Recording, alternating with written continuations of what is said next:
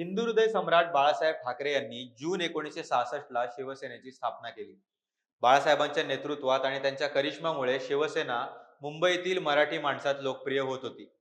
तर मुंबईलाच लागून असलेल्या ठाण्यात धर्मवीर आनंद दिघेंच्या नेतृत्वात शिवसेना आपली ताकद निर्माण करत होती. धर्मवीर आनंद दिघे यांच्यानंतर त्यांच्याच हाताला धरून राजकारणात आलेल्या एकनाथ शिंदेंनी ठाण्याचं नेतृत्व केलं. एकनाथ शिंदेंच्या नेतृत्वातच ठाणे महानगरपालिका, ठाणे आणि कल्याण लोकसभा मतदारसंघावर शिवसेनेचा भगवा फडकला. पण जून 2022 मध्ये एकनाथ शिंदेंनी उद्धव ठाकरेंच्या नेतृत्वाला आव्हान दिल्यानंतर शिवसेनेत फूट पडली. एकनाथ शिंदेंच्या या बंडात शिवसेनेचे 40 आमदार, 13 खासदार, राज्यभरातील स्थानिक स्वराज्य संस्थांमधील नगरसेवक, पक्ष संघटनेतील पदाधिकारी त्यांच्यासोबत आले. त्यानंतर झालेल्या कायदेशीर लढाईत शिवसेना नाव आणि चिन्ह एकनाथ शिंदेंना मिळालं. एकनाथ शिंदे महाराष्ट्राचे मुख्यमंत्रीही झाले. पण त्यांच्या या प्रवासात त्यांचेच एक साथीदार राजन विचारे दूर राहिले. राजन विचारेंनी एकनाथ शिंदे यांच्या शिवसेनेत न जाता उद्धव ठाकरेंच्या उबाटा गटात राहणं निवडलं. एकनाथ शिंदेंच्या बंडानंतर ठाण्याच्या राजकारणात एक पोकळी निर्माण झाली होती.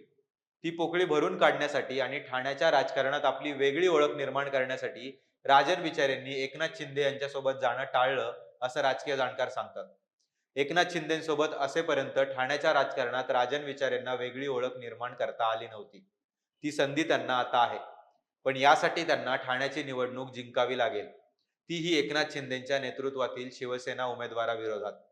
राजन विचारेंच्या विरोधात शिवसेनेने ठाण्यातून माजी महापौर नरेश म्हस्के यांना उमेदवारी दिली. त्यामुळे ठाण्यातील लढत ही म्हस्के विरुद्ध विचारे अशी असली तरी त्यासोबतच ही लढाई शिंदे विरुद्ध राजन विचारे सुद्धा असणार आहे. या लढाईत विचारे जिंकल्यास त्यांना ठाण्याच्या राजकारणात वेगळी ओळख निर्माण करता येईल. पण या लढाईत त्यांचा पराभव झाल्यास त्यांचं राजकारण संपण्याची सुद्धा शक्यता आहे. त्यामुळेच आज आपण महाएमटीबीच्या मिशन लोकसभा 2024 मालिकेतील या भागात ठाणे लोकसभा मतदारसंघाचा आढावा घेणार आहोत. नमस्कार, मी ऋत्वल नवले आणि कॅमेरावर आहेत साक्षात सावंत. ठाणे लोकसभा मतदारसंघात कोणाची ताकद किती हे जाणून घेण्यासाठी आधी आपण या लोकसभा मतदारसंघातील विधानसभा मतदारसंघांचा आढावा घेऊ.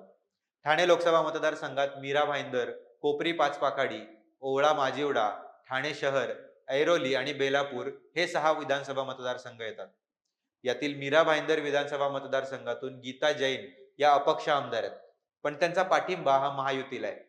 त्यानंतर ठाणे शहर विधानसभा मतदारसंघातून संजय केळकर, ऐरोली विधानसभा मतदारसंघातून गणेश नाईक आणि बेलापूर विधानसभा मतदारसंघातून मंदा म्हात्रे हे 3 आमदार भाजपचे आहेत.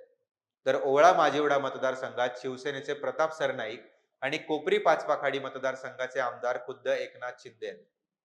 विधानसभा मतदारसंघातील आकडेवारीचा विचार केल्यास या मतदारसंघात महायुतीचे एक हाती वर्चस्व आहे. येथे महाविकास आघाडीचे नामोनिशाण सुद्धा नाहीये. ठाण्यातील लढाई ही शिवसेना विरुद्ध उबाटा गट अशी होणार असल्यामुळे ठाणे लोकसभा मतदारसंघाच्या आधीच्या इतिहासाचा यावर परिणाम होणार नाही. यावेळीच्या लोकसभा निवडणुकीत फक्त एकच प्रश्न महत्वाचा आहे, तो म्हणजे ठाणे लोकसभा मतदारसंघात कोणाचं वर्चस्व आहे, एकनाथ शिंदेंचं की राजन विचारेंचं. एकनाथ शिंदे आणि राजन विचारे दोघेही आनंद दिघेंचे शिष्य. दोघांनीही राजकारणाची सुरुवात एकाच वेळी केली. मात्र आनंद दिघेंच्या मृत्यूनंतर एकनाथ शिंदे हे ठाण्याच्या राजकारणातील सर्वमान्य नेते बनले. त्यामुळे राजन विचारेंना ठाण्याच्या राजकारणात दुसऱ्या क्रमांकाचे नेते म्हणून ओळखलं जाऊ लागलं. एकनाथ शिंदेंनी शिवसेना नेतृत्वाला आव्हान दिल्यानंतर विचारेंना शिंदेंच्या राजकीय सावलीतून वेगळं होण्याची चांगली संधी निर्माण झाली आणि ती संधी त्यांनी हेरली सुद्धा. राजन विचारे आज घडीला उबाटा गटाचे ठाण्यातील सर्वात मोठे नेते आहेत. पण त्यांच्या मागे गट किती शिल्लक आहे हा सुद्धा संशोधनाचा विषय आहे. एकनाथ शिंदेंनी उद्धव ठाकरेंच्या नेतृत्वाला आव्हान दिल्यानंतर ठाणे महानगरपालिकेतील शिवसेनेच्या 67 पैकी 66 नगरसेवकांनी शिंदेंना पाठिंबा दिला. ज्या एक नगरसेवकाने शिंदेंना पाठिंबा दिला नाही त्या नगरसेविका होत्या राजन विचारेंच्या पत्नी नंदिनी विचारे. एवढंच नाही तर ठाण्याचे शिवसेना जिल्हा प्रमुख नरेश म्हस्के यांच्या नेतृत्वात ठाण्यातील पक्ष संघटनेतील पदाधिकाऱ्यांनी शिंदेंना पाठिंबा दिला.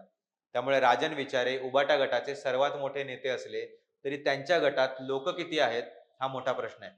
राजन विचारे ठाणे लोकसभा मतदारसंघातून 2 टर्म खासदार राहिलेत. पण या दोन्ही टर्मच्या निवडणुकीत त्यांना एकनाथ शिंदे यांच्या राजकीय ताकदीचा आणि मोदी लाटेचा फायदा मिळाला होता. यावेळी दोन्ही गोष्टी त्यांच्याकडे नाहीत. त्यासोबतच पक्ष संघटना एकनाथ शिंदे यांच्याकडे गेल्यामुळे राजन विचारेंना उबाटा गटाची पक्ष बांधणी शून्यापासून सुरू करावी लागत आहे. त्यांच्या विरोधात एकनाथ शिंदेंनी नरेश म्हस्के यांना उमेदवारी दिली आहे. नरेश म्हस्के हे ठाण्याचे महापौर राहिलेत. त्याआधी त्यांनी ठाणे शहर प्रमुख, नगरसेवक, स्थायी समितीचे अध्यक्ष अशी वेगवेगळी पदं भूषवली आहेत. सध्या ते शिवसेनेचे प्रवक्ते असल्यामुळे त्यांची राज्यव्यापी ओळख निर्माण झाली आहे. त्यामुळे पक्ष संघटनेत आणि प्रशासकीय अनुभव असलेल्या नरेश म्हस्के राजन विचारे यांना ठाण्यात तगडं आव्हान देऊ शकतात. तुम्हाला काय वाटतं? एकनाथ शिंदेंचा ठाणे बालेकिल्ला नरेश म्हस्के राखणार की राजन विचारे आपल्या विजयाची हॅट्रिक घडवणार? तुमचं मत आम्हाला कमेंट करून नक्की कळवा. व्हिडिओ आवडला असेल तर लाईक करा, शेअर करा आणि महा एमटीबीच्या YouTube चॅनलला सबस्क्राईब करायला विसरू नका. धन्यवाद.